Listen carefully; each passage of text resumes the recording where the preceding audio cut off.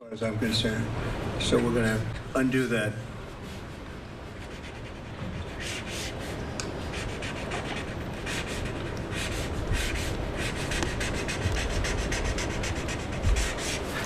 All right.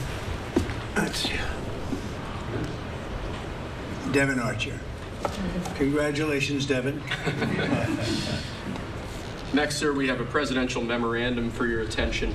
This memorandum requires the immediate declassification of all FBI files relating to the Crossfire hurricane investigation. This was obviously one of the instances of the weaponization of law enforcement, powers of prosecution against you and others. We believe that it's long past time for the American people to have a full and complete understanding of what exactly is in those files. Which gives the media the right to go in and go and check it. You probably won't bother because you're not going to like what you see. But this was total weaponization. It's a disgrace. Should never happen in this country. But now you'll be able to see for yourselves, all declassified. Is that correct? Would you say? All declassified? Yes, sir. Everything? The FBI file with there's a classified annex, but other than that, this will put everything in the public eye. Is anybody going to look? What about you? You going to look?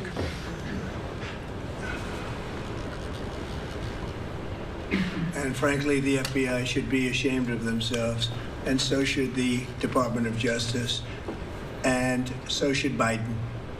Okay?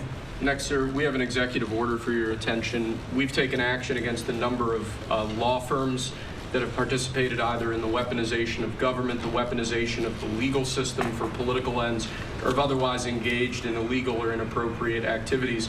The law firm of Jenner and Block is one of these law firms. This is a law firm that, as you know, employed Andrew Weissman after he came off of the Mueller investigation. It's a law firm that's engaged in invidious racially and sexually discriminatory practices. It's also a law firm that has participated in the weaponization of the legal system against American principles and values. And we believe that the measures in this executive order will help correct that. And Andrew Weissman is the main culprit? He's certainly... With respect to this firm? He is one of a number of reasons that we believe this executive order is warranted. He's a bad guy.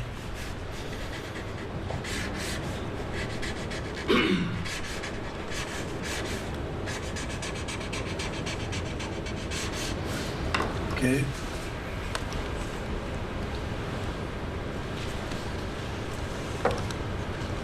Next, sir, we have an executive order for your attention relating actually to government payments. Historically, checks issued by the Treasury are, I believe, 14 times more likely to become the subject of fraud than electronic transfer payments. This is an executive order that's going to push the Treasury Department to modernize its payment system to ensure that where possible they're using electronic methods of payment as opposed to paper checks in order to reduce waste, fraud, and abuse in the government, which is obviously an endeavor that we've been pursuing in numerous aspects of government under your leadership. It's basically modernization of equipment and methods, and it's something that really I think he's going to be a great Secretary of the Treasury, wanted, Scott. And so we're doing this, and we have other modernization programs going on. We could let somebody else, whoever's next, whoever that may be, do it, but it's something that should have been done 25, 30 years ago.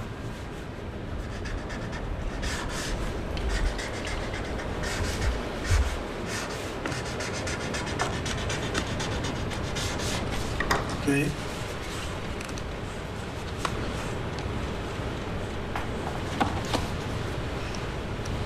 Along similar lines, sir, this is an executive order. We're calling it Protecting America's Bank Account. The basic idea here is that instead of having lots of different departments and agencies and offices issuing payment, often without justification, often without any provided rationale, we're going to be centraling payment processes where possible in the Department of the Treasury and ensuring that measures are taken in Treasury against waste, fraud, and abuse to ensure that money that's leaving the public Treasury is as protected as it possibly can be. All right, good.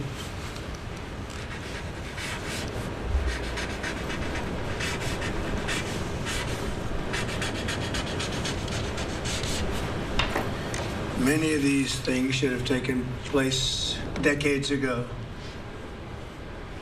or longer. Lastly, sir, we have an executive order for your attention on the very important subject of election integrity. We believe that this executive order is the farthest reaching executive action taken in the history of the Republic to secure our elections.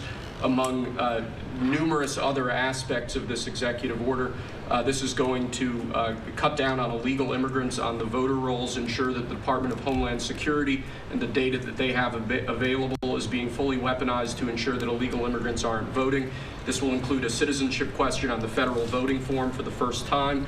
This executive order instructs the EAC to cut federal funding to states that don't take reasonable steps to secure their election. This calls on the Department of Justice to vigorously prosecute election crimes, particularly in states that we don't believe are in compliance with federal law around election integrity.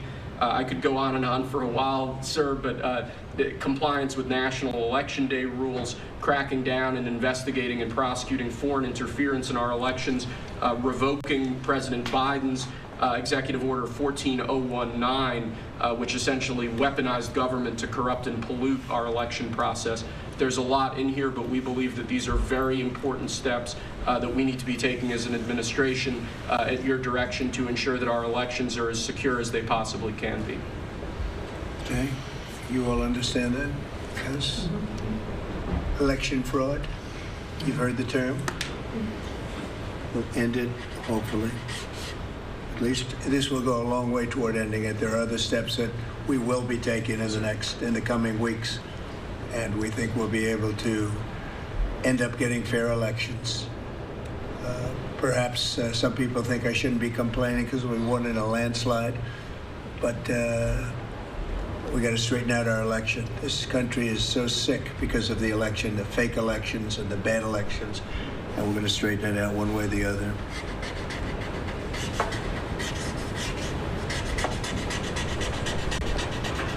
And it's an honor to sign this one.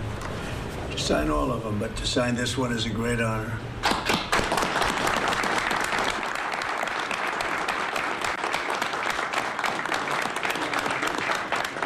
Excuse me. Thank you very much. Sorry, sir. So we're going to go around the room a little bit quickly, and we're going to introduce these very outstanding people. They've had, in all cases, outstanding careers. They're very incredible people that are going along as rapidly as the system can go along. We're ahead of, I guess, anybody else thus far. So I want to thank John Thune. He's done a very good job, and the whole Senate. We're being delayed as much as possible by Democrats, but that's standard. It gets to be just standard. But the process is moving along very quickly. So Sergio, just say hello, and then we'll introduce everybody. Absolutely. Sergio Gorham, Director of Presidential Personnel. It's been an absolute pleasure again to know every one of you every step this way. As the President said, we're at a record pace. We have more nominees today from the Senate than at any previous point, over 70, and that's a record in 2 months. And we're proud of that, and we're determined to ensure the world has America First patriots in all of our posts.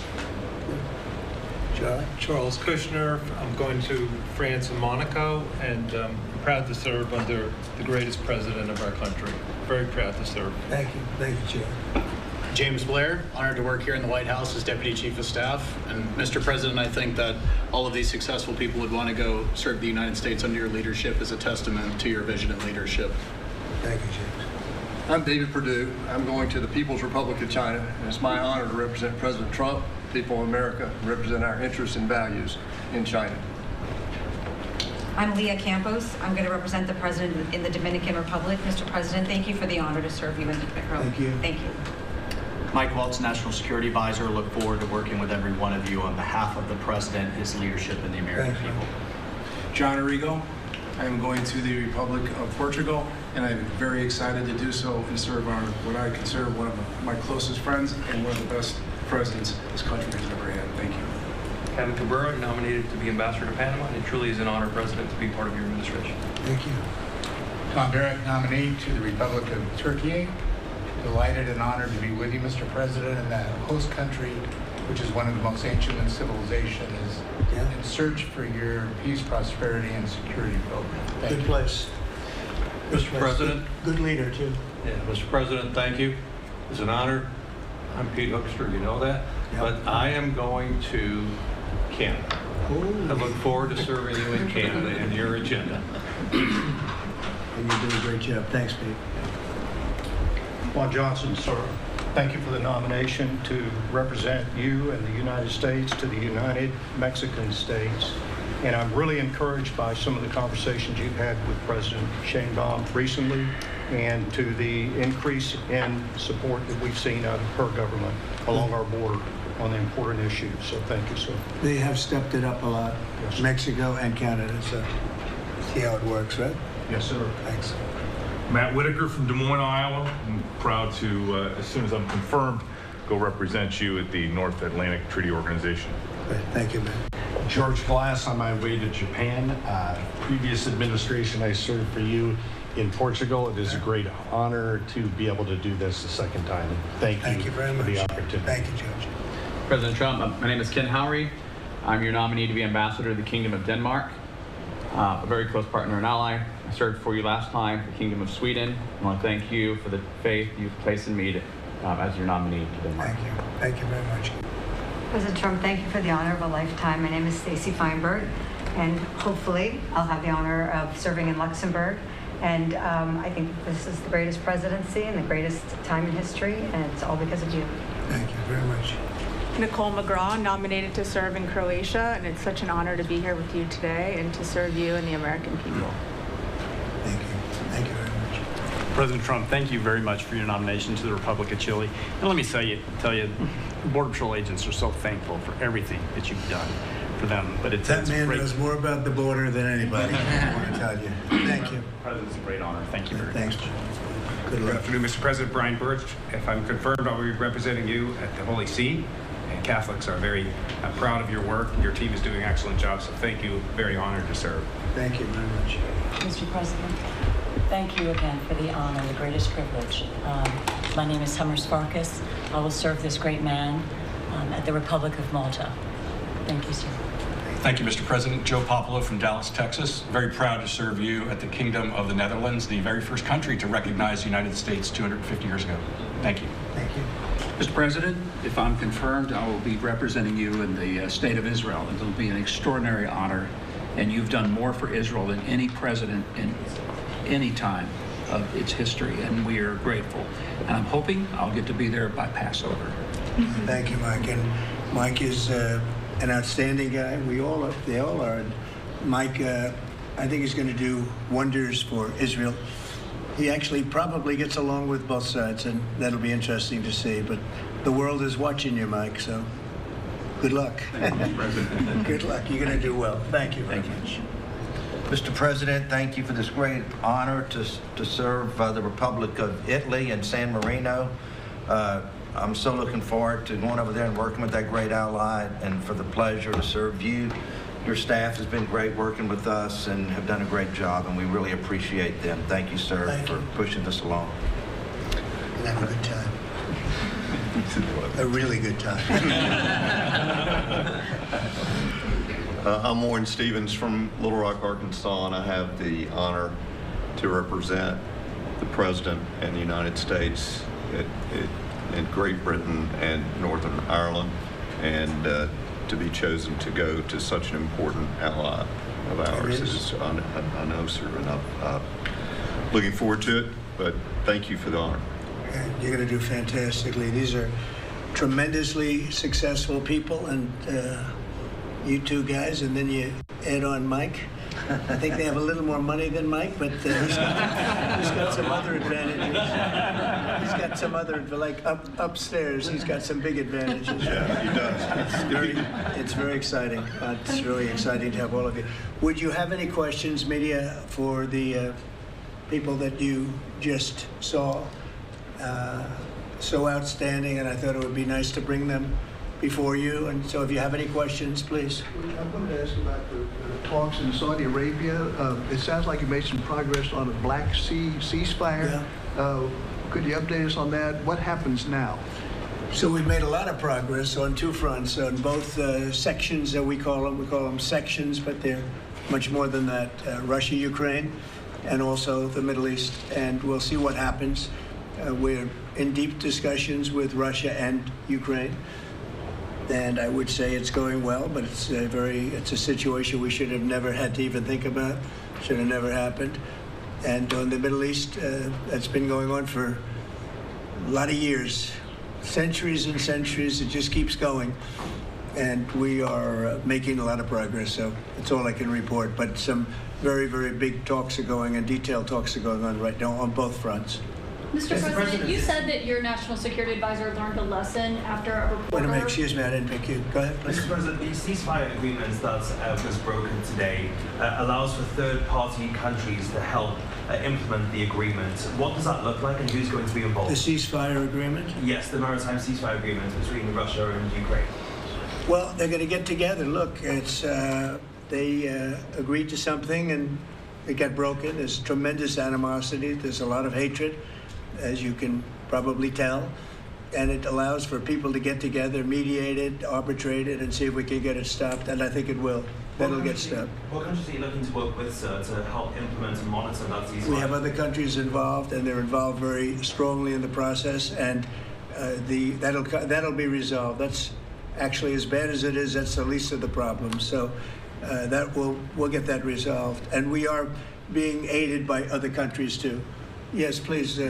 Yes, Brian. Tomorrow, the subcommittee on DOGE is going to review funding for NPR and PBS. Now, every Republican president has always promised to take away this money that's going to these two public news outlets.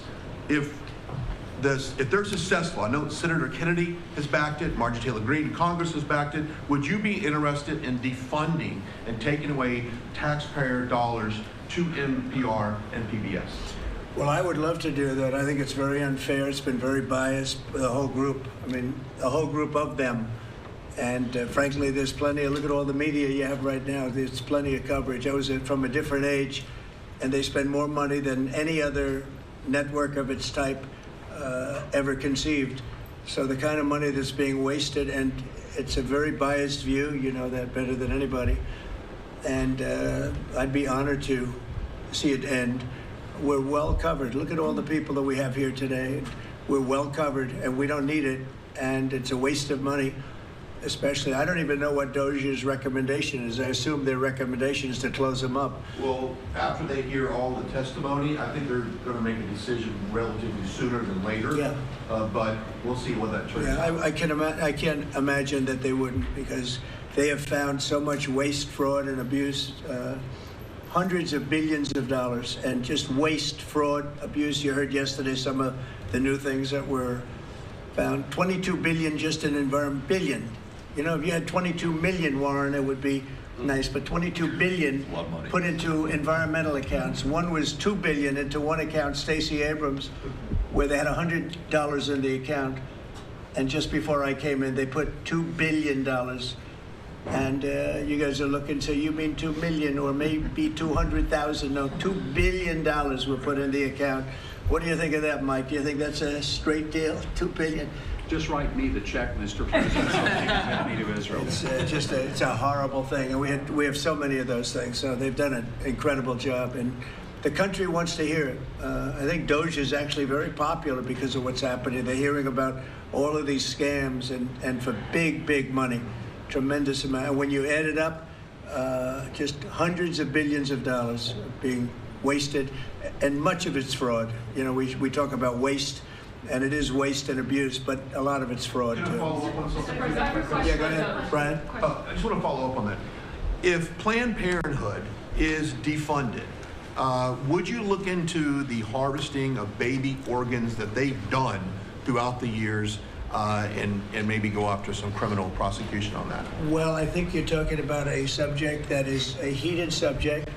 And we'll look into it. We're going to look into everything. But that's certainly a subject that's been debated for a long time, and we will look into it, yeah. Mr. President, some senators have expressed hope that the White House will support a rescission package to codify some of the DOGE cuts into law. Where does the White House stand on that? And are you making progress? Which package? A rescission package to codify some of the DOGE cuts into law. Yeah, well, it would be great. I think we're going to do that. I think they're going to do it. I think we're also going to be codifying a lot of the executive orders that we've done, which have been very popular. And we're looking at one, I will tell you right now, that I think perhaps will be controversial, but not with the people, and that's sanctuary cities. We're going to end sanctuary cities for some of these jurisdictions that aren't cooperating with law enforcement. They're guarding criminals. They're taking the rights away from the citizens of their state and their city. And we're going to be ending sanctuary cities if we find it necessary to do in certain major areas. And we may just end the entire thing altogether, because it's just a way of protecting criminals, and nobody else is benefited by that. And for some reason, Democrats want to keep and they want to shield criminals from being sent back to their countries or being sent to prison. And in the meantime, the crime rate has gone through the roof. Under Biden, it was through the roof. It's starting to come down, but we're taking a lot of people out of here. So we may be presenting you very shortly with a executive order ending sanctuary cities. Mr. President, are you going to change any of the practices that your national security officials used after a reporter was inadvertently added to a group chat about attacks on Yemen? Well, I think it's a question I've been asked now, and I've given a few answers, and they've all been the same. We have an amazing group. Our national security now is stronger than it's ever been. We have had a very, very successful, numerous attacks on that area. These are people that shoot down ships, not only our ships, ships all over the world. They're shooting down right out of the water and damaging them badly, or they're going down. They're also shooting anything that happens to be flying in the area. We hit them very, very hard. There was no classified information, as I understand it. They used a app, if you want to call it an app, that a lot of people use, a lot of people in government use, a lot of people in the media use. And I think I'll ask Mike. Mike is here. Do you want to respond to that, please? Yes, Mr. President. You asked about lessons. I think there's a lot of journalists in this city who have made big names for themselves, making up lies about this president, whether it's the Russia hoax or making up lies about Gold Star families. And this one in particular, I've never met, don't know, never communicated with, and we are looking into and reviewing how the heck he got into this room. But I'll tell you what, the world owes President Trump a favor. Under Biden, global shipping was shut down. Pinprick attacks, months between them, our destroyers being fired upon dozens of times. President Trump took decisive action with his national security team, took out the head missileer, knocked out missiles, knocked out headquarters, knocked out communication sites. And for once, as we hear, as you all hear from every one of our allies, thank God for American leadership again. Thank God for American strength. You're welcome. And look, we had a national security team that was coordinating these efforts. As Director Radcliffe testified today, his first day on the job, he was introduced to this app on his government systems at the CIA and at the State Department and otherwise. So, look, this journalist, Mr. President, wants the world talking about more hoaxes and this kind of nonsense rather than the freedom that you're enabling. And a key part of our sovereignty is open sea lanes and knocking the crap out of terrorists, which is exactly what your team and Pete Hegseth, a good friend and fellow veteran, is leading the charge on, and it's an honor. We had a very, very successful, we had a very, very successful evening. And we've had numerous successful evenings and days in that area. The Houthis are absolutely on the run. The worst of them has been killed. This should have been done a long time ago by Biden, but Biden was an incompetent president. He couldn't do anything. He didn't know where he was going. He had no clue. This guy had no clue. This should have been done a long time ago. As they shoot missiles at ships, randomly shoot missiles at ships. And they make their own missiles. You know, this is not an incompetent group of people. They make their own missiles. They get the missiles also from Iran. It's an offshoot of Iran, another offshoot. You have Hamas, you have Hezbollah, you have the Houthis. You got a lot of stuff going on with Iran. And we sent a letter to Iran. You're going to have to be speaking to us one way or the other pretty soon, because we can't let this happen. But that's an app that a lot of people use. And somebody got on. I mean, happened to know the guy's a total sleazebag. The Atlantic is a failed magazine. does very, very poorly. Nobody gives a damn about it. This gives it a little bit of a shot. And I will tell you this, that they've made up more stories, and they're just a failing magazine. The public understands that. He's a very good man. That man is a very good man right there that you criticize so strongly. He's a very good man, and he will continue to do a good job. In addition to him, we had very good people in that meeting, and those people have done a very, very effective job, and you're going to see it. And it goes on, by the way. It's going to go on. And I think the Houthis wish that it didn't happen, but that's what it's all about. We have to create a safe country, a safe world, and that's what we're doing. Do you worry that national security was put at risk, Mr. President? Of senior officials using signal. Do I plan to ban who? The use of signal to communicate from senior officials. Well, I don't know I don't know anything about Signal. I wasn't involved in this, but I just heard about it. And I hear it's used by a lot of groups. It's used by the media a lot.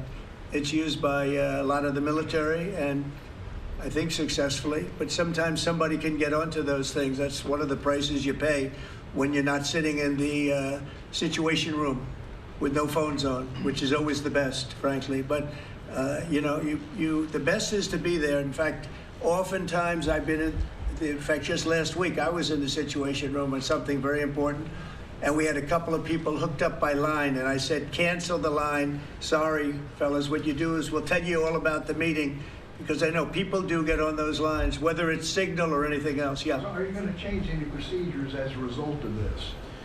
Well, I mean, look, we look at everything, and they've made a big deal out of this because we've had 2 perfect months. We are bringing in business. We have another one announced tomorrow, a big one, very big. Like in the history of our country, nobody's ever seen anything like it. And I think probably a lot of people are saying they started by saying it was the greatest first month that a president has ever had, and I think that's true. And now they say it's the best second month, and they had to find something. And this certainly will look at this, but the main thing was nothing happened. The attack was totally successful. It was, I guess, from what I understand, took place during, and it wasn't classified information. So this was not classified. Now, if it's classified information, it's probably a little bit different. But I always say you have to learn from every experience. I think it was very unfair the way they attacked Michael. He's a good person. The person that was on just happens to be a sleazebag, so maybe that's just coincidence. I don't know. But you are going to conduct an investigation. Would it be a problem if the Atlantic released all the text messages if they're not classified? Well, I don't know. I'd have to ask the military about that, because maybe you wouldn't want that. I don't know. I will say this: that from what I heard, the man that we're talking about, who's not somebody that I don't think most people have ever heard of, he left. He found it very boring, and he left early. He got off the line very early. So I can't speak to it other than that. So he's made up a lot of stories, and I think he's basically bad for the country. But it's a failing venture, very failing venture. They're very upset, and a thing like this is publicity for them. But I don't think we should allow people that are very good, like that man sitting right at the end of the table, who's done a great job. We shouldn't allow them to be hurt by it. Mr. President, can I follow up on that? Yeah, go ahead. Are you saying you're okay with the continued use of Signal by administration officials? No, that's not what I said. I said we'll look into it, but everybody else seems to be using it. It seems to be the #1 used device or app, whatever you want to call it, and we will certainly look. If it was up to me, everybody would be sitting in a room together. The room would have solid lead walls and a lead ceiling and a lead floor. But, life doesn't always let you do that. In the meantime, the attack itself that we were talking about and discussing has been an unbelievable success. But you will conduct an investigation, is what you're saying into this. We'll look into it, sure. Mr. President, I would look into it, sure. I want to look into the FBI or anything like that. I would ask them. It's not really an FBI thing. It's really something having to do with security. Security, like, will somebody be able to break in? Are people able to break into conversations? And if that's true, we're going to have to find some other form of device. And I think that's something that we may have to do. Some people like Signal very much. Other people probably don't.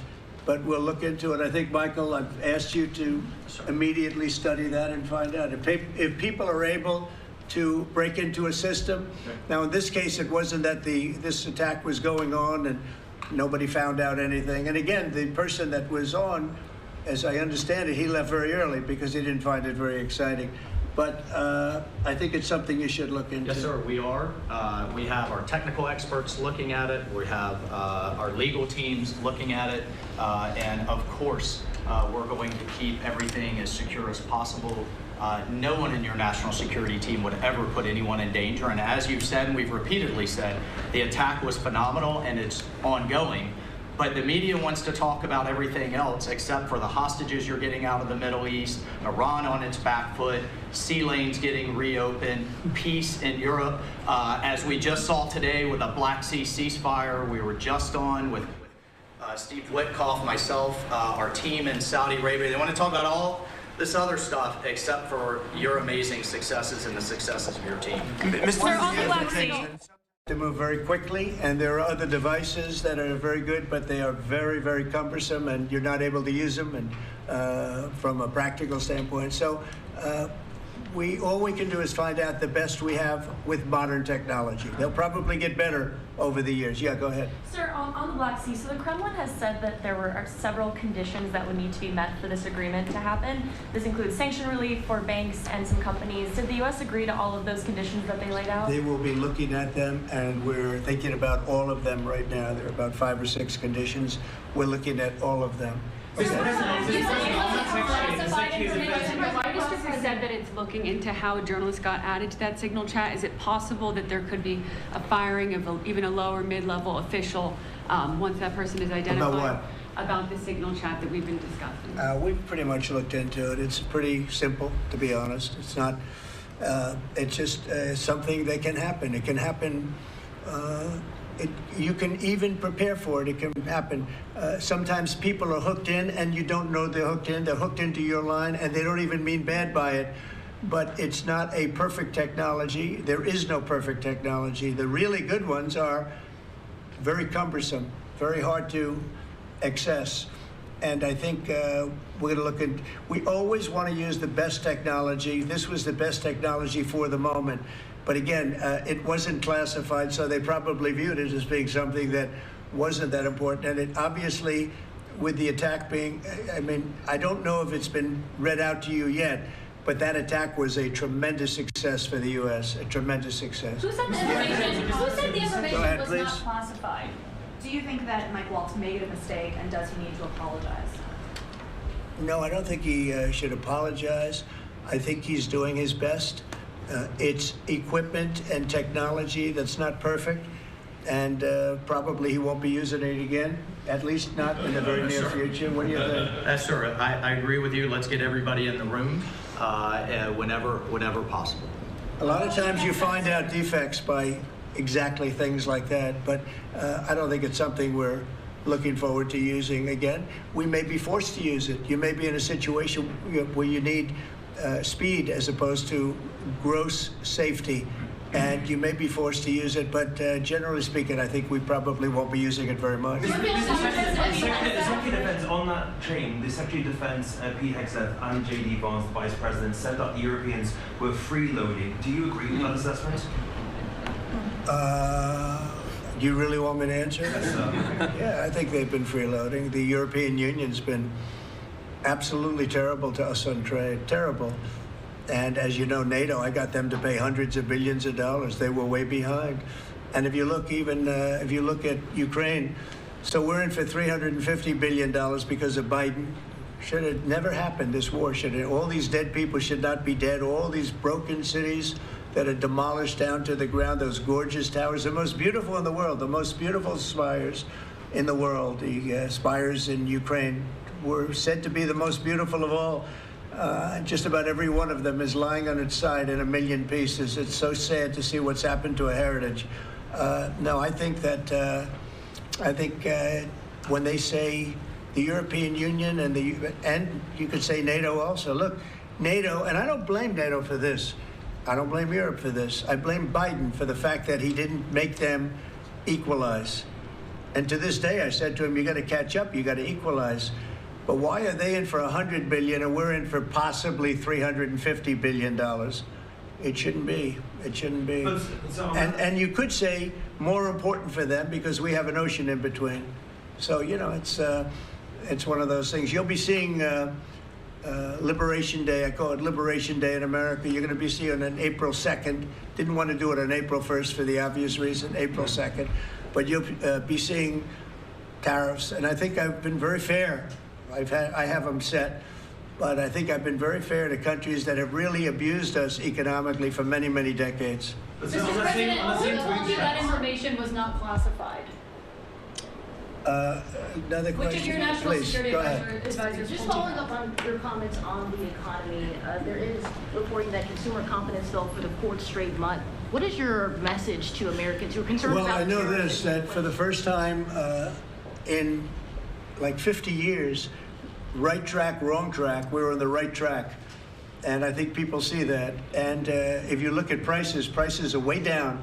You know, when I first came here, the first time I met with you people officially, they were screaming at me about eggs. I said, I've been here for a week and I'm being yelled at about eggs. Egg prices have come down 45, 50% in the last week and a half. And our Secretary of Agriculture has done a great job. As you know, Brooke, she's done a fantastic job, and others working with her have done a great job. But we brought eggs down at a level that nobody thought we could get at. I inherited that situation, and I inherited a grocery situation. The groceries went way up, an old-fashioned word, but it's a very descriptive word. Groceries have gone through the roof. And I used to campaign on it. I used to say, we're going to get groceries down, and we have got it down. I watched a certain newscast over the weekend, and a congressman, Democrat congressman, said, well, Trump's done a lot, I agree. He's been great on the border, he's been great on the military, but you know, he hasn't brought prices down. That's false. Gasoline's way down. Eggs are way down. Groceries are down very substantially, but down. Almost everything's down. Now, I'd like to see interest rates come down a little bit, and you're going to see billions of dollars, even trillions of dollars coming into our country very soon in the form of tariffs, because we were abused by presidents that, frankly, in all fairness, it wasn't their expertise, but they had no idea what they were doing. Mr. President, you say tariffs will create more jobs here in America. Oh, so yeah, sure. It's which going to states- agree. which It'll states it'll create a lot of money and more jobs. But if you look, so in the last, these gentlemen would know about it, and ladies, because some of the ladies are great businessmen in this room that are becoming ambassadors. Great, really great, top of the line. When you look at the number of companies that have said, like, we're close to, I would say close to $4 trillion. We never had numbers like that. The #1 chip maker in the world from Taiwan coming in with $200 billion. We have Apple. Look at Apple, $500 billion. $500 billion. They're going to build plants all over the United States. They were all being built in China. You have many, many companies, and maybe above all, you have the car companies coming in at levels that nobody's ever seen before. We have Honda is opening up one of the biggest plants in the world in Indiana, and many car companies are coming in. We have AI. We're leading China by a lot in AI, and we're going to keep it that way because we've made it very good for them, and we're going to protect them. Once they're here, we'll protect them through taxes, through incentives, and also through tariffs. Thank you very much, everybody. Thank you very much. Thank you.